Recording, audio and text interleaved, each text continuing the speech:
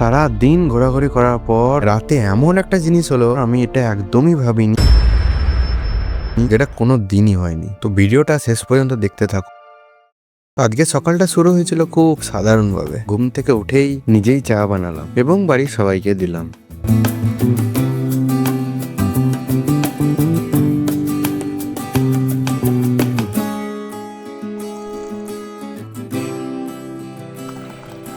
তারপর নিজেও খেলাম। কোনো তাড়া নেই, কোনো চাপও নেই। আজ আসলে আমার পুরোপুরি রেস্টের দিন। না পড়াশোনা আছে, না ভিডিও শুট আছে, না এডিট, একদম নো প্রেসার ডে। তো অ্যাকচুয়ালি কাজ তো অনেক আছে, কিন্তু আমি আজকের দিনটা একটু রিলিফ নিতে চাই। বাট এটা একদমই সম্ভব না। কাল একটা জিনিস পেন্ডিং ছিল, একটা জিনিসের ওপর রিসার্চ, কিছু ভিডিওস দেখতে হতো তার উপর, কিন্তু কাল করিনি বলে সেটা আজকে আমাকে করতে হচ্ছে। তো সেটার জন্যই লেগে পড়লাম, ভিডিও দেখা দেখি, লেখালেখি, এটাই চালাতে থাকলাম। ঠিক এরকমই প্রত্যেকটা কাজ যেটা আমরা পেন্ডিং এ রেখে দিচ্ছি, আজ না করি কাল আমাদের করতেই হবে। ভিডিও দেখতে দেখতে অনেকটাই সময় কেটে গিয়েছে। তারপর একদমই স্নান ও দুপুরে লাঞ্চ করার পর হালকা একটু রেস্ট নিয়েই আমার বন্ধুর সাথে বেরিয়ে পড়লাম একটু ঘুরতে।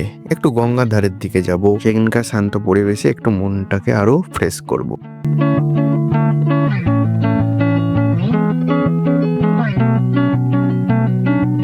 আর ঘোরা দরকারও। বাড়ি ফিরে এসে একটা ভালো ইনফরমেশন পেলাম, তো শুট করতে বসে পড়লাম। তোমরা জানো এখন আমার নতুন ইনস্টাগ্রাম পেজ খোলা হয়েছে, যাও সেখানে ফলো করো। Only for tech related videos দেখতে হবে এখন সব জায়গায়। ভিডিও শুট করার পরই আমার বন্ধু বলল, ভাই একটা আর্জেন্ট এডিট আছে, একটু করে দিলে ভালো হয়। আমি বললাম বেশ, অবশ্যই করে দিচ্ছি। এই বলেই ভিডিও এডিটিং এ বসলাম। ভিডিও এডিটিং চালাতে লাগলাম খুব ভালোভাবেই। তো ভিডিও এডিটিং চলতে চলতেই আমি রাতের খাবারের জন্য নিচে এলাম। আজকে অলসতা এতটাই ছিল, আমি রান্নাঘরে ডাইনিং টেবিলে বসে না খেয়ে খাটে বসেই খেয়ে নিলাম, যদিও নিরামিষ খাবার ছিল। যাই হোক, আফটার ডিনার এডিট প্রায় শেষ, সব ঠিকঠাক। এখন জাস্ট এক্সপোর্ট করলেই হবে। আর তখনই সেই আসল সমস্যা, দেখছি এক্সপোর্টই আর হচ্ছে না। না হচ্ছে ভিডিও টাইম লাইনে ভিডিওটা প্লে। তো ভাবলাম হয়তো ক্র্যাশ হয়েছে, রিসেট করলাম, শাটডাউন করলাম। আর এই প্রসেস আমি নাই করে 10 বার চালাতে থাকলাম, তবুও কোনো সলিউশন হলো না। আর এদিকে ভিডিও আর্জেন্ট নিড। আমি ভাবলাম বেশ ঠিক আছে, রিএডিট তো করাই যেতেই পারে। তো আমি ক্যাপকাটের ভেতরে রিএডিটও করতে যাচ্ছি, তো একই সমস্যা, কিচ্ছুই হচ্ছে না, নো রেসপন্স। ভাবলাম যা,